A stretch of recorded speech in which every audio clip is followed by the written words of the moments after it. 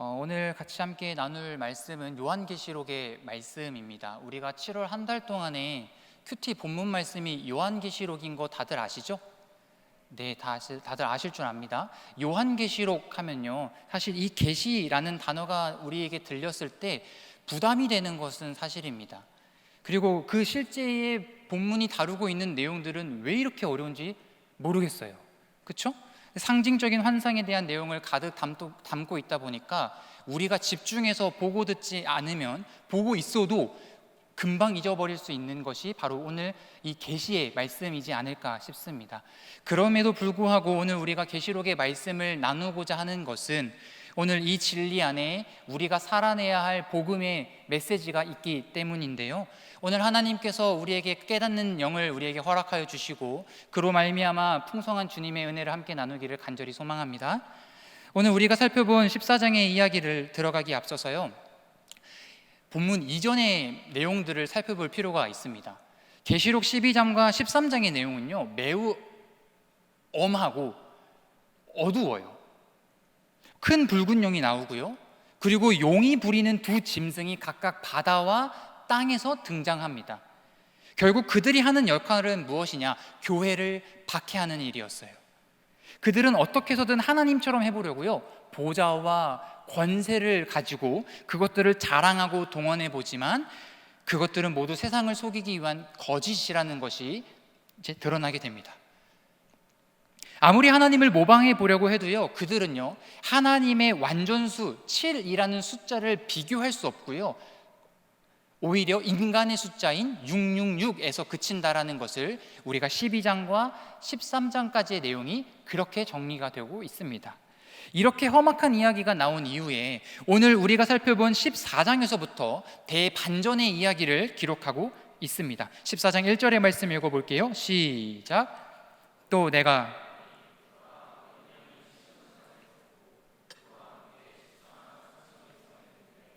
그들의 이마에 어린 양의 이름과 그 아버지의 이름을 쓴 것이 있더라. 아멘. 자, 살벌한 붉은 용과 두 짐승의 박해로부터 이겨낸 하나님의 사람들 누구요? 14만 4천이라는 단어가 등장합니다.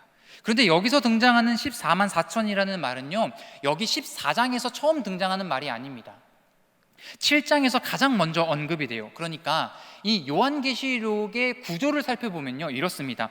교회의 박해와 환난을 쭉 기록하다가 하나님의 인침을 받은 14만 4천이라는 그 사람들이 7장에서 등장을 하고, 그리고 나서 또다시 교회를 박해하는 악의 세력이 등장하다가 끝내 그들의 공격을 이겨내는 14만 4천이 14장에서 등장한다라는 거예요. 이러한 구조로 요한계시록이 기록되어 있습니다. 그러니까 요한계시록은요, 교회의 박해와 환난만을 기록해서 우리에게 절망을 안겨주는 그런 성경이 아니란 말입니다. 결국에는 이러한 어려움 속에서도 마지막 때에 교회가 승리한다라는 확신을 주기 위해서 중간중간에 이 14만 4천이라는 희망의 메시지를 우리에게 주고 있다는 거예요. 여러분, 우리의 일상을 보면요, 요한계시록의 이 구조와 너무나 닮아 있다는 것을 볼 수 있습니다.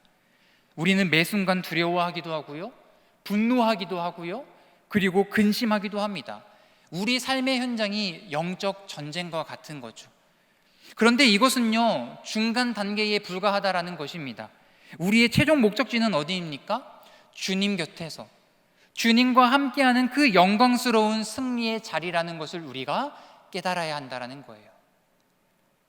그렇다면 주님 다시 오실 때까지, 그때까지 우리는 무엇을 생각하고 어떤 결정을 하며 살아야 되는 걸까요? 우리는 과연 이 영적 전쟁 속에서 어떻게 하나님의 편에 서야 되는 걸까요?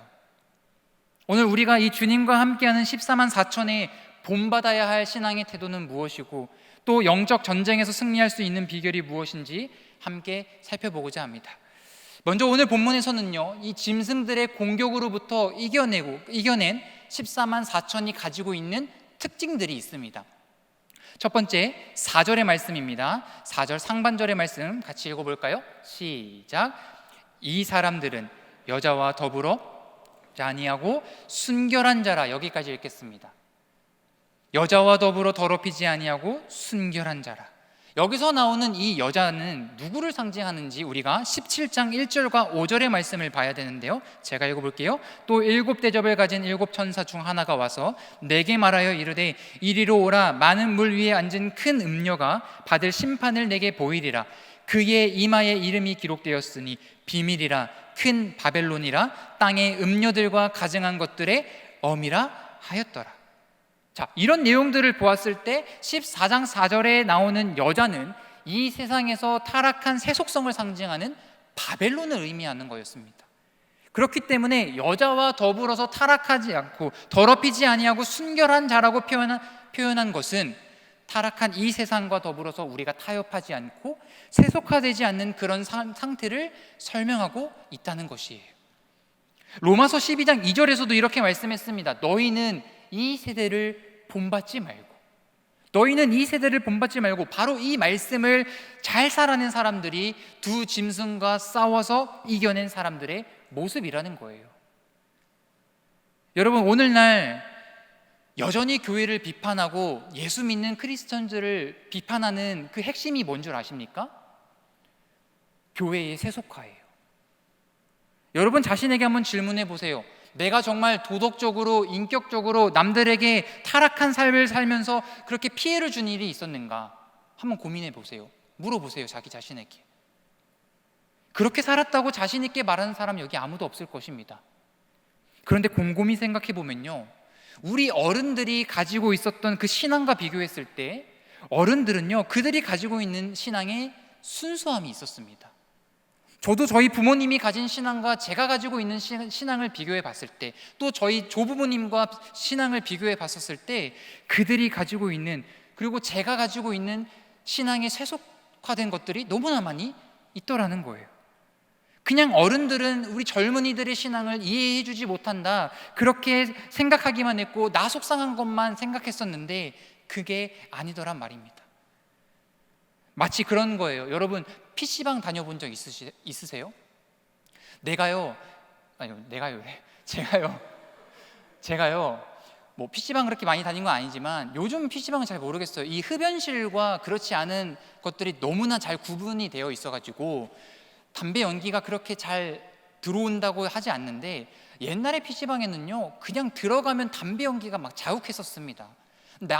제가 뭐 담배를 피지 않아도요, 그냥 PC방 한번 갔다 오면은 제 몸에 담배 연기가 배어 있는 것처럼 우리가 영적으로 악한 그 바벨론에 우리가 살아가고 있기 때문에 우리가 모르게 그렇게 많은 생각과 시선들이요, 그런 악의 세력에 묻어 있다라는 거예요. 익숙해져 있다라는 말입니다. 그래서 그런 신앙의 순수함을 가지고 있었던 어른들과 비교했었을 때 우리의 세속화된 우리의 신앙의 모습들을 부인할 수 없다라는 거예요. 내가 그렇게 눈에 띄게 타락하는 모습을 보이지 않아도 우리는 그런 세상에서 살아가고 있기 때문에 알게 모르게 내 안에 세속적인 마음과 시선을 가지고 살아가고 있다는 겁니다. 여러분, 그래서 우리는 어떤 소원을 가지며 살아야 될까요? 우리가 하나님 앞에서 이 사람은 여자와 더불어 더럽히지 아니하고 순결한 자라고 했던 것처럼 이런 육신적인 순결도 필요할 것이고요, 끝까지 이 타락한 세상 속에서 내가 물들지 않겠다라고 하는 결단과 다짐을 가져야 할 것입니다. 우리 성일교회가, 우리 허그 청년부가 주님 앞에서 이러한 칭찬을 받는 자들이 되기를 간절히 소망합니다. 그런가 하면 오늘 4절 중반절에서는요, 영적 전쟁으로부터 이겨낸 사람의 두 번째 특징이 기록되어 있습니다. 우리 색깔로 표시된 부분 다시 한번 읽어볼까요? 시작. 어린 양이 어디로 인도하든지 따라가는 자며. 자, 첫 번째, 무서운 그 짐승의 공격을 끝까지 견디고 이겨낸 사람들의 특징은 타락한 세상과 타협하지 않는 것이었습니다. 두 번째는 어린 양이 인도하는 대로 따라가는 자들이다. 주님의 인도하심을 따르는 자들이란 얘기예요. 여기서 따르다라고 하는 단어는요, 사복음서에서 예수님을 따라가는 제자들에게 사용했던 단어였습니다. 마태복음 9장 9절의 말씀 이렇게 기록하고 있습니다. 읽어볼까요? 시작. 예수께서 세간에 앉아 있는 것을 보시고 이르시되 일어나 따르니라. 자, 여기 나오는 이 두 단어가 오늘 본문 14장 4절에 나오는 어린 양을 따라가다라는 그 단어와 같은 단어입니다. 그러니까 무슨 말이냐면요, 우리가 이 악한 짐승의 공격으로부터 이겨내기 위해서는 우리가 그 주님의 부르심에 순종하고 그분에게 온전히 우리의 몸과 우리의 마음을, 영혼을 맡겨드리며 그분을 믿고 따르는 이런 삶의 모습이 우리에게 필요하다라는 것입니다. 제가 대학 다녔을 때에 사회복지재단에서 시각장애를 가지신 분들을 모시고 숲길 체험 봉사를 다녀온 적이 있습니다. 제가 이렇게 냉랭해 보여도요, 친절을 가지고 있거든요. 제 몸에 이렇게 친절이 익숙해져 있거든요. 제가 그래서 이렇게 이제 어른들을 모시고 이분들에게 불편을 절대 끼쳐드리면 안 되겠다. 그래서 제가 한 게 뭔 줄 아세요? 그분들 모시면서 저 앞에 100m 앞에 있는 장애물들이 뭐가 있는지 막 설명하고 있었어요. 근데 제가 나중에서 그게 그들에게 신뢰라는 사실을 나중에 알았습니다. 그러니까 그분들에게는요, 저 앞에 100m 앞에 어떤 장애물이 있는지 그게 중요한 게 아니에요. 그들이 중요한 건 뭡니까? 당장 내가 한 발을 내딛어야 될 그 위치에 뭐가 있는지 알고 싶은 것이고, 그들은 그 한 발 한 발을 내딛으면은 결국엔 자기들이 원하는 목적지에 도달하게 된다라는 것을 제가 알게 됐어요. 여러분, 하나님께서 우리를 인도하시는 방법도 이와 마찬가지입니다. 우리는요, 앞으로의 그 일들을요 알지 못해요. 10년, 20년 후에 내 모습이 어떤지 여러분 아십니까? 그런데요, 우리는요 100m, 500m 앞에 있는 것들에 너무나 많은 관심을 갖고 그리고 호기심을 갖는단 말이죠. 그럼 우리는 무엇을 추구해야 됩니까? 저 멀리에 뭐가 있는지 우리가 그것을 궁금해하기보다 내가 딛고 있는 이 한 걸음 속에 하나님이 나를 어떻게 인도하실까, 그것을 바라봐야 한다는 거예요. 단지 우리는 우리가 무엇을 해야 하는지 그거 보여주시는 하나님께 믿음으로 순종해 나아가야 한다는 것입니다. 그렇게 살면요, 하나님께서 우리를 내일의 시간으로 우리를 인도해 주시고 결국 하나님께서 우리에게 보여주고자 하시는 그 계획 속에 우리를 도착하게 하실 거예요. 그럼 궁금증이 생깁니다. 우리가 믿고 순종하는 그 길은 어떤 길입니까? 어린 양 예수 그리스도가 인도하는 그 길은 어떤 길입니까? 마태복음 10장 38절의 말씀 읽어볼까요? 시작. 또 자기 십자가를 아니하리라. 우리가 가야 할 길이 어디라고 합니까? 주님께서 가신 길입니다. 초대교회 성도들이 주님을 따랐던 그 길, 고난의 길이었고 고통의 길이었고 심지어 그 길이 순교자의 자리까지였다는 거예요. 그들이 그 영광의 자리를 묵묵히 이겨낼 수 있었던 것은 그 걸음을 인도하시는 하나님을 의지했기 때문이라는 것입니다. 우리가 비장하고 엄청난 인생을 각오하는 것이 아닙니다. 우리의 한 걸음 한 걸음, 그 옳고 바른 길로 하나님이 주시는 그 힘으로 그 길을 걸어갈 때에 우리에게 그 놀라운 사역의 자리로 들어가게 된다라는 것입니다. 세 번째 특징도 있습니다. 14장 5절의 말씀인데요, 같이 읽어볼까요? 시작. 그 입에 거짓말이 없고 흠이 없는 자들이더라. 그들은요 14만 4천이 가지고 있는 특징 중 하나는요 입에 거짓이 없고 흠이 없다라는 특징을 가지고 있습니다. 여기에 나오는 입에 거짓이 없다라는 것은요, 앞서서 우리가 12장, 13장에서 언급했던 그 악한 것들이 거짓으로 성도들을 미혹하는 일과 대조하는 표현으로 사용된 것들입니다. 그렇기 때문에 우리는 이런 거짓의 미혹에 끌려가서도 안 되고요, 더 중요한 것은 진리의 영이신 그 하나님, 오직 진실만 말씀하시는 하나님을 믿고 따르는 사람들에게 우리 스스로가 정직한 사람이 되어야 한다는 거예요. 여러분, 우리는 어떤 사람들입니까? 우리는요 1 더하기 1 더하기 1은 3이라는 수학의 공식을 말하는 사람들이 아닙니다. 우리는요 1 더하기 1 더하기 1은 1이라고 말할 수 있는 신비를 증거하는 사람들이에요. 여러분, 우리는 그 믿겨지지 않는 주님의 부활을 증거하는 사람이고요, 우리는요 십자가의 그 사건을 증거하는 사람들입니다. 우리는 이러한 진리를 전해야 하는 책임이 있기 때문에 우리는 어떤 사람이 되어야 될까요? 세상 사람들이 우리를 볼 때에 우리가 1 더하기 1 더하기 1은 1이라고 말할 때 저 사람이 말하면 진짜 같다라고 신뢰를 줄 수 있는 사람이 되어야 한다는 거예요. 여러분, 한국인이 가장 많이 사용하는 단어 7가지가 있다고 합니다. 혹시 들어보셨습니까? 7가지? 우리가 일상적인 대화를 할 때에 많이 사용하는 단어들이에요. 아니, 근데, 있잖아, 솔직히, 이런 것들이요. 인간적으로, 진짜, 약간 이런 거, 이 7가지 단어예요. 들어보셨어요? 여러분 대화에서 아마 곰곰이 생각해 보시면 정말 많이 사용하는 단어일 겁니다. 근데 이 7가지를요 하나하나 다 떨어뜨려 놓기보다 다 붙여서 말해도요 우리에게는 어색하지가 않아요. 아니 근데 있잖아, 솔직히 진짜 인간적으로 어색하지 않죠? 익숙하죠? 뭘 얘기하고 싶은 거냐면요, 여러분 이 단어들을요 가만히 보면 그만큼 우리에게 신뢰가 없기 때문에 내 말이 진짜야 라는 것을 지금 어필하고 강조하기 위해서 사용하는 단어들이란 말이에요. 그리고 그만큼 우리는 서로 신뢰를 주지 못하는 세상 속에 살아가고 있다는 것입니다. 이러한 현실 속에서 우리가 가져야 될 태도는 뭐예요? 불신이 가득한 이 세상 속에서 하나님의 정직을 구현해낼 수 있는 그런 사람들이 되어야 한다는 거예요. 우리 모두 죄성을 가지고 있고 거짓의 자리에 머물 수밖에 없는 그런 육신을 가지고 바벨론과 같은 그 세상에 살아가고 있습니다. 그렇기 때문에 우리가 정직을 구현해내기라는 너무나 어려워요. 그럼에도 우리가 서로에게 불편을 주고 마음 상하게 하는 일로 안타깝고 속상하기만 할 것이 아니라 뭐 해야 돼요? 최후 승리를 약속하신 그 하나님 붙잡으면서 그의 아름다운 덕목, 그분의 성품, 정직을 구현해낼 수 있어야 합니다.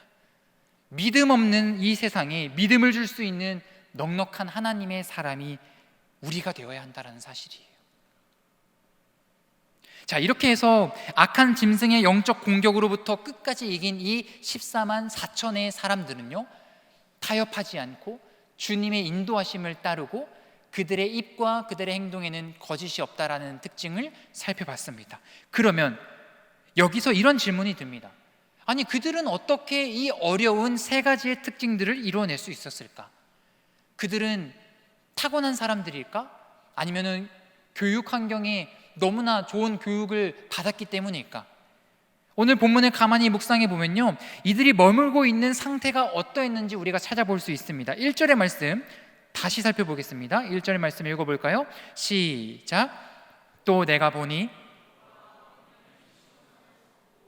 그와 함께 14만 4천이 서 있는데, 자, 지금 이 아름다운 3가지의 덕목을 삶에서 이룰 수 있었던 것은 그들이 어린 양 예수 그리스도 곁에 서 있었기 때문이었습니다. 그런데 여러분 여기서 우리가 집중하고 주목해 봐야 될 거 있습니다. 그들과 함께 서 계시는 어린 양의 모습도 우리가 살펴봐야 돼요. 어린 양의 모습 어떻게 있었습니까? 어린 양이 시온산에 서 있다 이렇게 했습니다.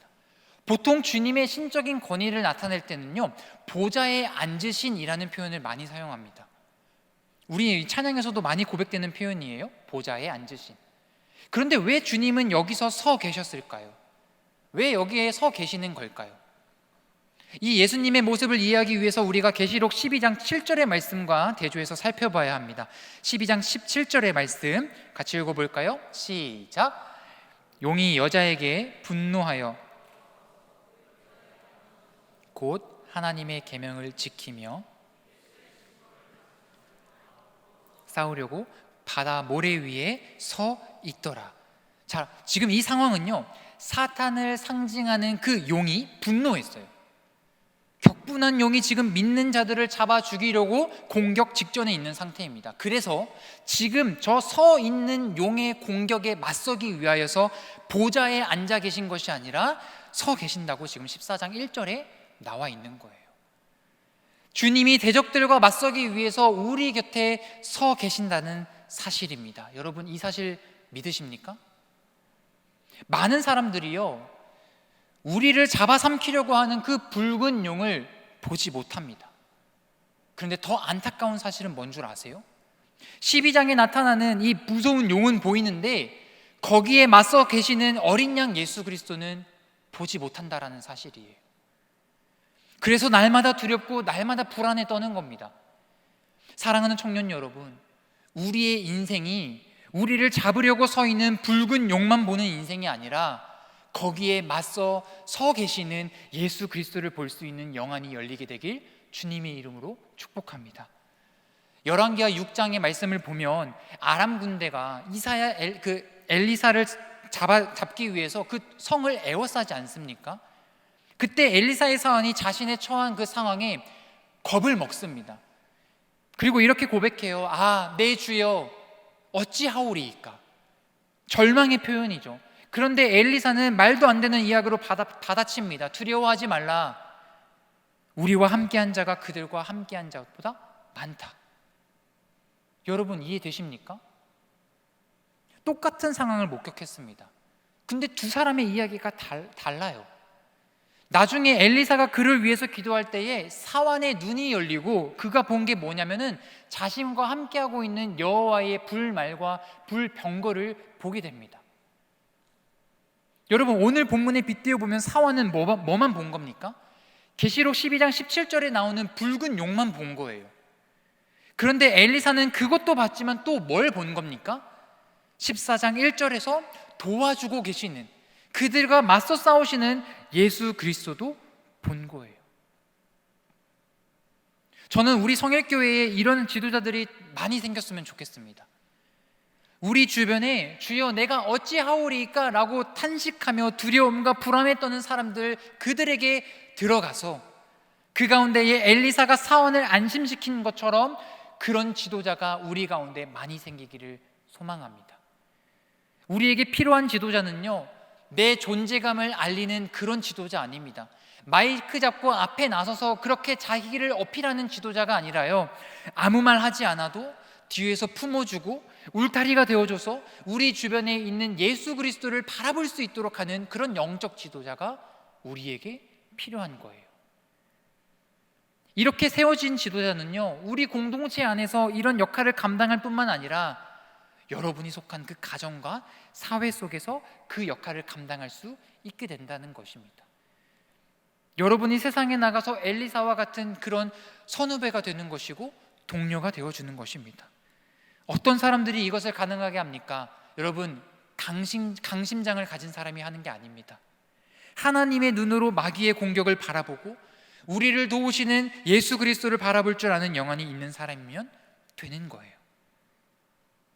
다음으로 주님의 이 아름다운 덕목을 이룰 수 있는 그 사람이 머무르는 두 번째 상태는요, 계시록 14장 3절에서 찾을 수 있습니다. 제가 읽어보겠습니다. 그들이 보좌 앞과 내 생물과 장로들 앞에서 새 노래를 부르니, 그리고 바로 이어서 이 새 노래가 뭐라고 하는지 얘기하고 있습니다. 땅에서 속량함을 받은 14만 4천 밖에는 능히 이 노래를 배울 자가 없더라. 여기서 말하는 새 노래는요, 택함 받은 하나님의 자녀들만이 부를 수 있는 노래입니다. 더 구체적으로는요, 구원받은 사람들이 부를 수 있는 노래입니다. 이미 승리를 확신하는 사람들이 부를 수 있는 노래입니다. 비록 지금은 영적 전쟁 가운데 있고 때로는 전쟁에서 밀리는 것 같고 어려움에 빠지기도 하지만 장차 주님께서 이 싸움을 승리로 이끌어 주신다는 그런 확신을 가진 자들이 부르는 노래가 새 노래라는 것입니다. 여러분에게 이미 승리하게 하신 이 은혜가 우리 삶 속에 고백되어지기를 간절히 소망합니다. 그런데 이 새 노래는요, 그냥 단순히 얻을 수 있는 것이 아니었어요. 3절의 하반절 말씀을 다시 볼까요? 땅에서 속량함을 받은 14만 4천 밖에는 능히 이 노래를 배울 자가 없더라. 이 노래를 배울 자가 없더라. 여기서 배우다라고 하는 그 단어의 마데인이라고 하는 동사는요, 제자를 가리키는 마데테스 같은 어원을 사용하고 있습니다. 무슨 말이냐면, 새 노래는요, 그냥 예수 믿고 1, 2년 예배를 그냥 다니면 얻어지는 것이 아니에요. 그냥 시간이 지나면 가만히 있으면 저절로 습득되는 것이 새 노래가 아니라는 사실입니다. 그럼 어떻게 해야 된다고요? 제자와 같이 훈련해야 된다라는 거예요. 몸부림쳐야 된다는 거예요. 내가 지금 어려워서 마음의 절정이 밀려오는데 의지적으로 내가 그것과 싸워서 하나님의 승리를 노래하는 그 연습을 노력하고 훈련해야 습득되는 게 새 노래라는 사실입니다. 여러분, 이거 우리가 연습해야 한다라는 거예요. 자꾸 훈련해야 됩니다. 현실에서 죽겠다, 안 되겠다, 어렵다 이것만 부르는 게 아니라 새 노래를 부르는 훈련을 해야 된다는 거예요. 우리가 부를 그 새 노래의 대상은 그럼 누구입니까? 1절과 4절의 말씀 우리 같이 읽어볼까요? 시작. 또 내가 보니 보라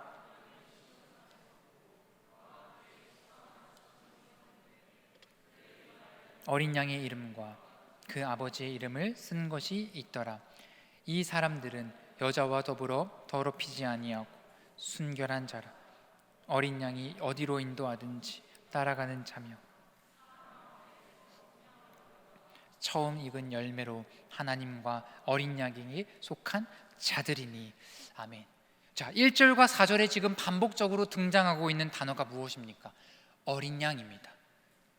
우리가 훈련을 통해서 회복해야 되고 새 노래를 부르는 대상이 누구라고요? 어린 양 예수 그리스도라는 겁니다. 우리를 끊임없이 유혹하고 공격하는 것들은요, 붉은 용입니다.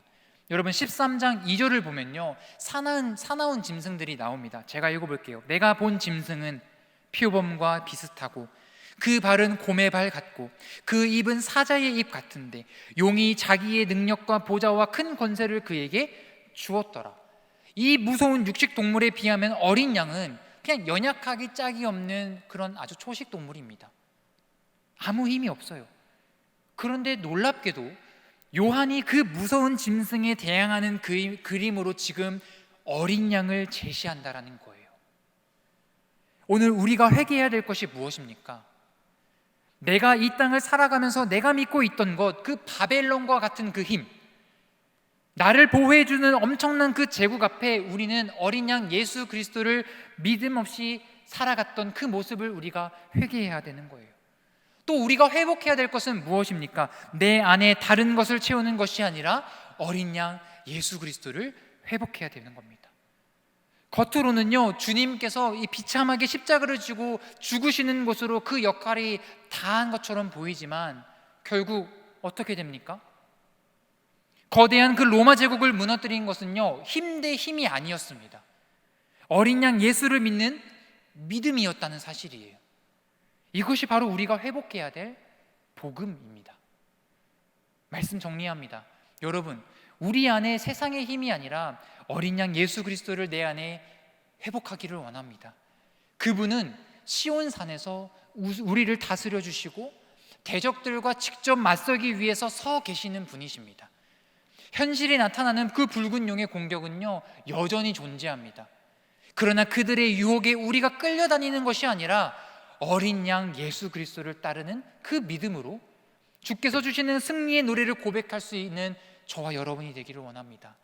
이러한 믿음을 가지고 주님 앞에 새 노래를 불러드릴 때 거기에 일어나는 그 놀라운 역사를 바라보고 경험하는 우리 허구 청년부가 될 수 있기를 주님의 이름으로 축복합니다.